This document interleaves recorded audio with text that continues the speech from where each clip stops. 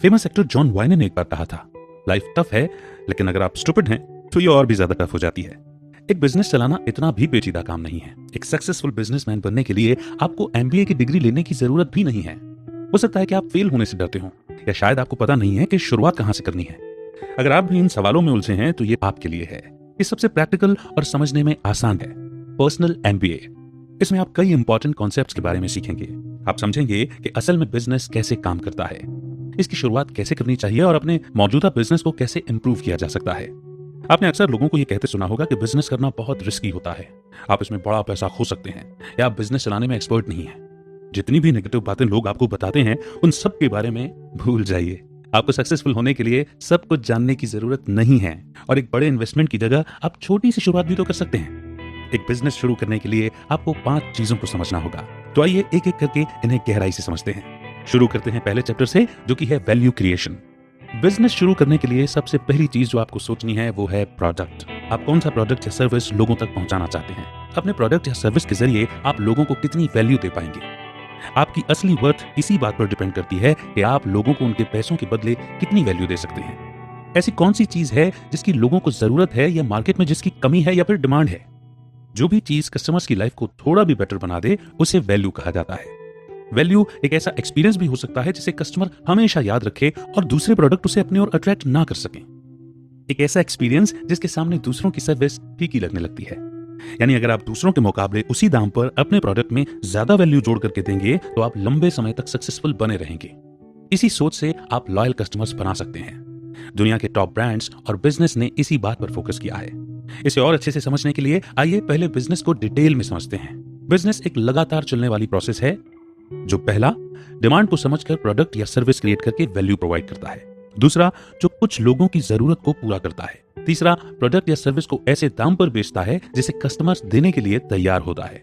चौथा, एक ऐसा प्रोडक्ट बनाता है जो लोगों की उम्मीद पर खरा उतर सके। और पांचवा, इस तरह बिजनेस इतना प्रॉफिट कमा सकता है जिससे बिजनेस जारी रखने के लिए बिजनेसमैन को सोचना न पड़े। ये 5 चीजें बिजनेस के इंपॉर्टेंट पॉइंट्स हैं और एक दूसरे से जुड़े हुए हैं। पहला है वैल्यू क्रिएशन। इसमें कस्टमर की जरूरत को समझकर एक प्रोडक्ट या सर्विस बनाया जाता है। और दूसरा है मार्केटिंग। इसका मकसद होता है लोगों का ध्यान अपने प्रोडक्ट की तरफ खींचना और अपने बनाए हुए प्रोडक्ट की डिमांड को क्रिएट करना। तीसरा है सेल्स। इसमें आप अपना प्रोडक्ट कस्टमर्स तक पहुंचाते हैं जिसके लिए वो कीमत चुकाते हैं। चौथा है वैल्यू डिलीवरी।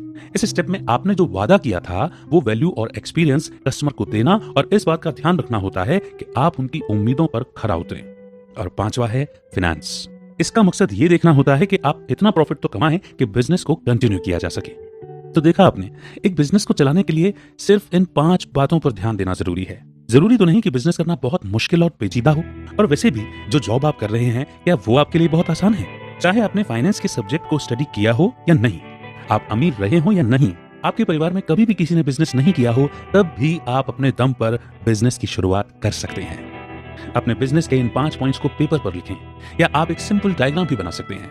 अगर आपने इसे ठीक से कर लिया तो इसका मतलब है कि आप सही डायरेक्शन में बढ़ रहे हैं। इसका मतलब यह भी है कि आपके पास एक क्लियर बिजनेस प्लान है और वो बिल्कुल सक्सेसफुल हो सकता है। आपको एक बात और जानने की जरूरत है। इसे iron law of the market कहते हैं। इसे हम इस कहानी से समझ सकते हैं। जीन कैमन एक इन्वेंटर हैं। 2002 में उन्होंने सेगवे पीटी बनाई थी। ये एक सेल्फ बैलेंसिंग 2 व्हीलर स्कूटर है जिसे उन्होंने $5000 में बेचा था। डीन का कहना था कि उनका प्रोडक्ट ट्रांसपोर्ट इंडस्ट्री में एक रिवॉल्यूशन लाने की ताकत रखता था, ठीक वैसे ही जैसे कार के इन्वेंशन ने घोड़ों और बग्गियों की जगह ले ली थी। उन्होंने उम्मीद की थी कि वो 1 साल में 50,000 स्कूटर बेचेंगे, लेकिन 5 साल बाद भी वो सिर्फ 23,000 स्कूटर ही बेच पाए थे। जी हाँ, 23,000। और ये उनके गोल का 10% भी नहीं था। स्कूटर का डिजाइन उसका प्रॉब्लम नहीं था, वो काफी सिंपल और आरामदायक था, और तो और वो इको फ्रेंडली भी था। प्रॉब्लम थी उसकी कॉस्ट। लोग एक स्कूटर पर $5,000 खर्च नहीं करना चाहते थे। इसके बजाय पैदल चलना या बाइक पर जाना ज्यादा सस्ता था। इस प्रोडक्ट की मार्केट में कोई डिमांड थी ही नहीं। जो बिजनेसमैन बनना चाहते हैं वो अक्सर यही गलती दोहराते हैं। प्रॉफिट कमाने के लिए मार्केट में आपके प्रोडक्ट की रियल डिमांड होनी चाहिए। अगर ये सिर्फ आपकी इमेजिनेशन में होगा तो काम नहीं करेगा। इसे iron law of the market कहते हैं। अगर आपके प्रोडक्ट की डिमांड नहीं होगी तो इसे खरीदेगा कौन? इसीलिए अपने बिजनेस प्लान को बनाने के बाद उसे दोबारा ठीक से देखें। थोड़ा बहुत मार्केट रिसर्च करना बहुत फायदेमंद होगा। और आइए अब अगले चैप्टर पर बढ़ते हैं, जो है मार्केटिंग। आपका प्रोडक्ट तो रेडी है, मगर अब आप अपने प्रोडक्ट की डिमांड कैसे क्रिएट करेंगे? सिर्फ प्रोडक्ट बनाना ही काफी नहीं है। आप क्या ऑफर कर रहे हैं, लोगों को इसके बारे में पता होना चाहिए। मार्केटिंग का मकसद होता है सही लोगों का ध्यान अपनी ओर अट्रैक्ट करना और आपका प्रोडक्ट खरीदने के लिए उनमें दिलचस्पी जगाना, ये आपके टारगेट कस्टमर्स होते हैं। मार्केटिंग उन कस्टमर्स को ढूंढने का साइंस है जो आपका प्रोडक्ट जरूर खरीदेंगे। जो बिजनेस सबसे तेज और कम पैसों को खर्च करके अपने टारगेट कस्टमर्स को अट्रैक्ट कर लेता है, उसे एक उम्दा और सक्सेसफुल बिजनेस कहा जा सकता है। आप जितने ज्यादा लोगों तक अपना प्रोडक्ट पहुंचा पाएंगे, आप उतने ज्यादा सक्सेसफुल होंगे। मार्केटिंग को अक्सर सेल्स समझने की गलती की जाती है। हम सब ने डायरेक्ट मार्केटिंग के बारे में सुना है। इसमें सेल्समैन स्पॉट पर कस्टमर्स को अपना प्रोडक्ट दिखाकर उसे खरीदने के लिए कन्विंस करता है, लेकिन आमतौर पर मार्केटिंग राइट कस्टमर्स का ध्यान अपनी ओर खींचने के बारे में है। तो वहीं सेल उसे कहा जाता है जब कस्टमर आपका प्रोडक्ट खरीद कर बदले में आपको पैसे देता है। यानी मार्केटिंग वो मैकेनिज्म है जो आपके टारगेट कस्टमर्स को आपके प्रोडक्ट के बारे में बताता है। लोगों का ध्यान खींचना बहुत मेहनत का काम है। लोग अपनी डेली लाइफ में इतनी बिजी हैं कि हो सकता है कि उनका ध्यान आपके प्रोडक्ट पर न जाए। इसीलिए आपकी मार्केटिंग बहुत जबरदस्त और असरदार होनी चाहिए ताकि कस्टमर उसे नोटिस करने पर मजबूर हो जाए। अब सवाल यह है कि इसे किस तरह किया जा सकता है। पहला, मार्केटिंग राइट कस्टमर को अट्रैक्ट करने के लिए किया जाना चाहिए। मान लीजिए कि आप घर पर बना वेजिटेरियन खाना बेचना चाहते हैं, तो सोशल मीडिया पर वेजिटेरियन ऑडियंस को सर्च करें। आप वहां पर एक ब्लॉग पोस्ट कर सकते हैं या अपनी वेबसाइट का लिंक शेयर कर सकते हैं। अगर आप नॉन वेजिटेरियन ऑडियंस को अपने ऐड के बारे में बताएंगे तो ये आपकी बेवकूफी होगी। दूसरा, आपकी मार्केटिंग कुछ हटकर होनी चाहिए, कुछ ऐसा जिसे देखकर उससे नजरें हटाना मुश्किल हो, जो कस्टमर में उस प्रोडक्ट के बारे में और जानने की इच्छा पैदा करे। मार्केटिंग एकदम यूनिक और दिलचस्प होनी चाहिए, बिल्कुल एक पर्पल काऊ की तरह। जितने भी मार्केटिंग टेक्निक्स और आइडियाज हैं वो सब ब्राउन काऊ जैसे हैं, बिल्कुल एक जैसे, बोरिंग और ऑर्डिनरी। अब एक फील्ड में बहुत सारे ब्राउन काउस के बीच में एक पर्पल काऊ को इमेजिन करें। आपकी नजर उस पर पड़ेगी ही पड़ेगी, आप चाहकर भी उससे नजरें नहीं हटा पाएंगे। आपको एग्जैक्टली यही अपने कस्टमर के साथ करना है। आपकी मार्केटिंग इतनी जबरदस्त होनी चाहिए कि लोग आपका प्रोडक्ट खरीदे बिना ना रह सकें। तो इसी के साथ अगले चैप्टर की ओर बढ़ते हैं, जो कि है सेल्स। सेल्स बिजनेस प्रोसेस का वो हिस्सा है जहां आपके पास असल में पैसा आता है। अगर आपकी मार्केटिंग जोरदार है तो प्रोडक्ट अपने आप बिकने लगेगा। आपको अलग से कोई स्ट्रेटजी या ट्रिक यूज करने की जरूरत नहीं होगी। आपका गोल होना चाहिए कि लोग आपके प्रोडक्ट के बारे में जानें, उसे पसंद करें और उसकी क्वालिटी पर भरोसा करें। तब जाकर वो हमसे खरीदेंगे, बार बार खरीदेंगे और लोगों को भी इसके बारे में बताएंगे। सेल्स का सीधा कनेक्शन वैल्यू क्रिएशन, मार्केटिंग और वैल्यू डिलीवरी से है। आपको राइट कस्टमर पर फोकस मार्केटिंग के साथ उनका भरोसा जीतना होगा, लेकिन अगर आपकी क्वालिटी खराब हुई तो सब कुछ बेकार हो जाएगा। आप ब्रांड और रेपुटेशन सिर्फ तब बना पाएंगे जब आपके प्रोडक्ट की क्वालिटी टॉप क्लास होगी। आप जितना ज्यादा वैल्यू अपने प्रोडक्ट में जोड़ते जाएंगे, आपके कस्टमर्स उतने ही आपकी तरफ लॉयल होंगे। वैल्यू जोड़ने का मतलब है अपने कस्टमर्स को उसी कीमत पर एक ऐसा एक्सपीरियंस देना जो दूसरे ना दे सके। कई बार ये एक्सपीरियंस उनके लिए इतना अच्छा होता है कि वो ज्यादा कीमत चुकाने के लिए भी तैयार हो जाते हैं। आपको अपने कस्टमर्स को अपने साथ बांधे रखना है ताकि अगर नए प्रोडक्ट्स लॉन्च हों तब भी वो आपका ही प्रोडक्ट खरीदना पसंद करें। जब कस्टमर आपके प्रोडक्ट और सर्विस से संतुष्ट होंगे तब वो दूसरों को इसके बारे में बताएंगे। आप इसे माउथ टू माउथ पब्लिसिटी भी कह सकते हैं, जब आपकी प्रोडक्ट की क्वालिटी उसकी पब्लिसिटी का कारण बन जाती है। सेल बढ़ाने की एक और टिप है, इसे डैमेजिंग एडमिशन कहा जाता है। जब कोई चीज बहुत अच्छी होती है तो लोगों को उस पर शक होने लगता है, उस पर विश्वास करना मुश्किल हो जाता है। अगर आपका ऑफर कुछ ज्यादा ही परफेक्ट हुआ तो संभावना है कि लोग पूछने लगेंगे कि चक्कर क्या है भाई। डैमेजिंग एडमिशन कस्टमर को सीधे सीधे अपने प्रोडक्ट की कमी यानी ड्रॉबैक बताने के बारे में है। इस तरह आप उनका भरोसा जीत सकते हैं। ऐसा करने से उन्हें एहसास होगा कि आपने झूठ बोलकर उन्हें चीट करने की कोशिश नहीं की है।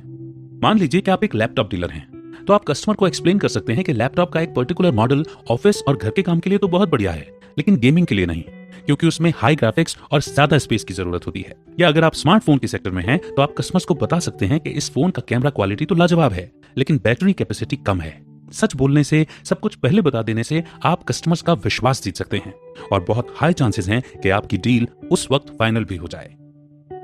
तो आइए अब आगे बढ़ते हैं नेक्स्ट चैप्टर की ओर, जो कि है वैल्यू डिलीवरी। एक अच्छे बिजनेस का सीक्रेट होता है आपने जो वादा किया उसे ठीक से अपने कस्टमर तक पहुंचाना। कई बिजनेस झूठे वादे करके कस्टमर से पैसे तो ऐंठ लेते हैं, लेकिन बदले में उन्हें कुछ और ही डिलीवर करते हैं। उसे स्कैम और धोखा कहा जाता है। वैल्यू डिलीवरी का मतलब होता है कस्टमर ने जितने पैसे दिए उसके बराबर या उससे ज्यादा वैल्यू उसे देना। इस प्रोसेस में कई चीजें शामिल हैं, जैसे इन्वेंट्री मैनेजमेंट, ऑर्डर प्रोसेस करना, प्रोडक्ट डिलीवरी और सेल के बाद कस्टमर सर्विस। सबसे उम्दा बिजनेस वो होता है जो कस्टमर के सामने ऐसा प्रोडक्ट पेश करे जो उसकी उम्मीदों से भी ऊपर हो। इसका मतलब है कि आपके प्रोडक्ट डिलीवरी में अच्छी क्वालिटी, भरोसेमंद सर्विस और फास्ट सर्विस ये सब शामिल होनी चाहिए। इस बात की गारंटी है कि एक हैप्पी और सेटिस्फाइड कस्टमर दोबारा आपका प्रोडक्ट जरूर खरीदेगा। ये कस्टमर दूसरों को आपके प्रोडक्ट के बारे में बताकर आपकी सेल भी बढ़ा सकता है। क्या आप ज़ेपोस की सक्सेस का सीक्रेट जानना चाहते हैं?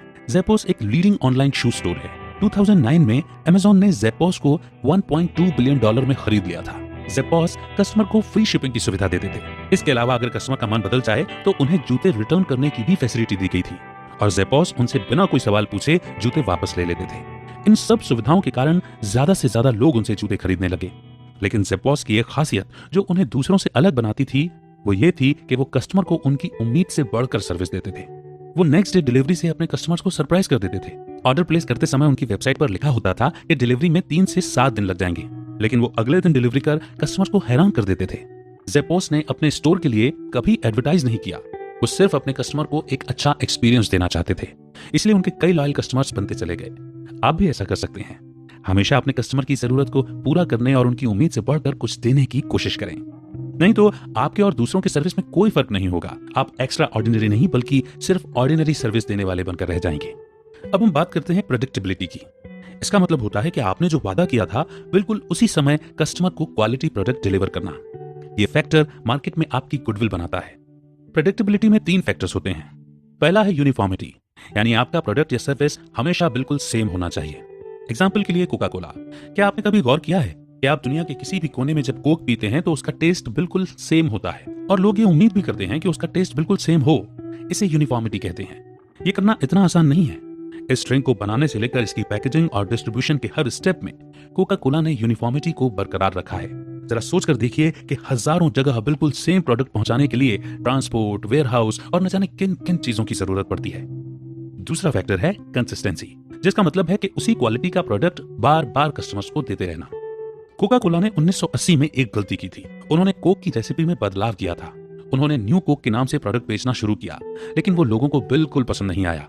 अपनी गलती का एहसास होने के बाद उन्होंने दोबारा पुरानी रेसिपी को फॉलो करना शुरू किया और उसकी सेल पहले की ही तरह तेजी से बढ़ने लगी। तीसरा फैक्टर है रिलायबिलिटी, यानी अपने प्रोडक्ट को बिना किसी गलती और बिना देर किए लोगों तक पहुंचाना। ऑनलाइन स्टोर स्नैपडील के साथ पास्ट में शर्मिंदा करने वाले कई हादसे हो चुके हैं। एक बार एक कस्टमर ने Samsung Galaxy core smartphone order place किया था, लेकिन जब पैकेज की डिलीवरी की गई तो बॉक्स में से साबुन की पट्टी निकली।